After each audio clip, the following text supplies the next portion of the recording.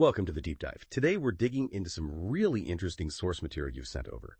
It points to, well, a pretty surprising fix for a long-standing issue.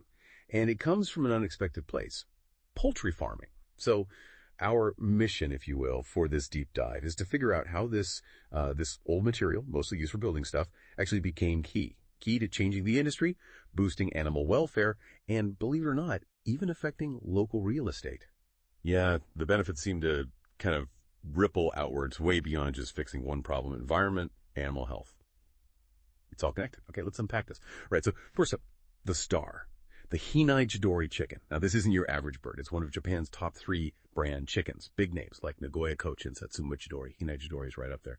And the sources, they trace this amazing story. 40 years back, there were hardly any, maybe 2,000 birds derived from this natural monument, the Hinai chicken. Right. Akita Prefectural. They really focused on it. Breeding programs, legal stuff since the 70s, and now over 250,000 birds raised annually. Quite the jump. And the farm we're looking at, Chiba Poultry Farm, they started about 20 years ago. And like many farms, they ran into a really smelly problem. Oh. Yeah, the odor. That was the core challenge, especially for Chiba Poultry Farm.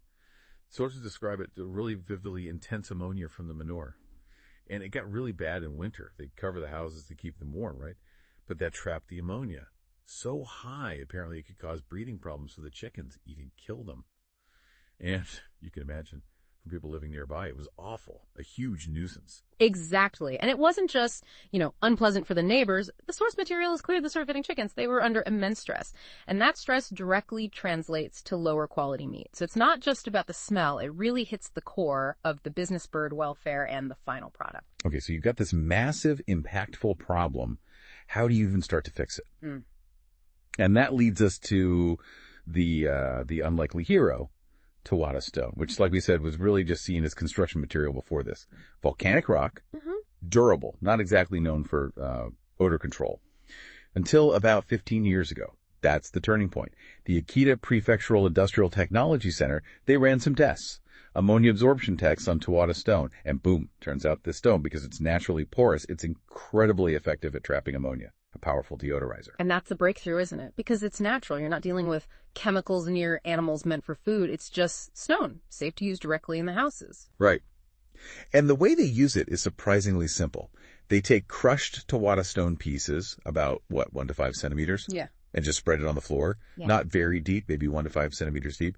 And they do this before the chickens even come in. The source gives a figure like 2 to 3 tons for a typical 150 square meter house. Okay. And get this, for the Hinai Jidori's rearing cycle, which is about 170 days, it's a one-time application. Put it down once, and you're good. Wow. Okay. That's efficient. Super efficient. But here's where it gets really interesting. The impact on the smell. The change was dramatic. There's this anecdote in the source material. There was this empty plot of land right next to the farm, considered pretty much worthless for housing because, the smell. Understandable. After they started using Towada Stone, people actually built houses there. No kidding. That's a serious turnaround. It really is. And it's not just stories. Akita University did a survey maybe 5 years ago. They scientifically confirmed the deodorizing effect. It actually works. Okay, so the smell issue is tackled, but then there's this whole other layer of benefits that cropped up for the chickens themselves.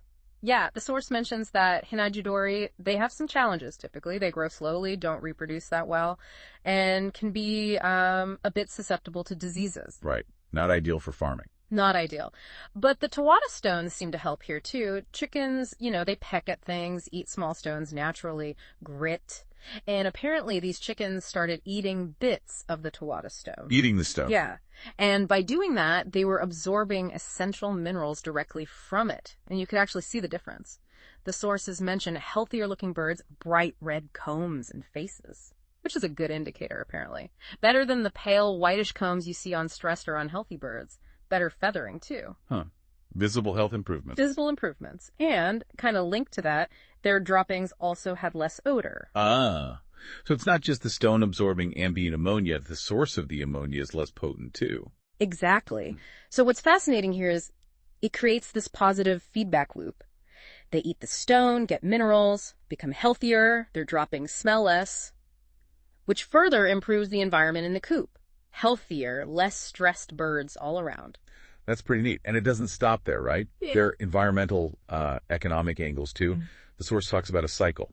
Once the chickens are shipped out, The Towada Stone left on the floor mixed with manure now isn't treated as waste. Okay, so what happens to it? It's repurposed, used as a natural agricultural material like a oil conditioner for fields. Ah, closing the loop. Sustainable. Exactly. Cuts down waste, provides a useful byproduct. And one more surprising detail from that Akita University survey. The chickens, just by walking around scratching, doing their natural chicken things on the stone, that stirring action actually promotes fermentation. Aerobic fermentation in the bedding material. Fermentate, like composting. Sort of, yeah. That helps break down the manure right there on the floor. And this process generates a bit of heat. They measured a difference, about 6 to 8 degrees Celsius higher just below the surface. Wow. So the chickens are actively helping manage their own waste and environment just by being chickens on this particular surface. Pretty much. A healthier microbial environment driven by the birds themselves. So what does this all mean? Looking back at this deep dive, it's really an incredible story of transformation, isn't it?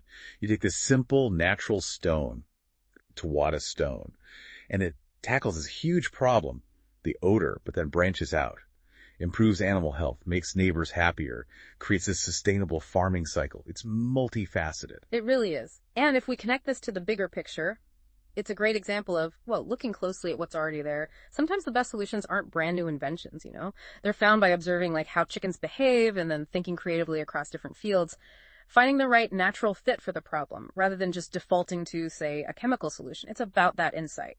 That's a great point. So a final thought for you, our listener.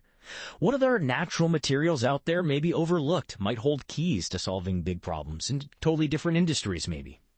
Or flipping it around, what niche solutions like this one seemed at first could actually have much wider uses if we just applied a bit of that creative cross-disciplinary thinking.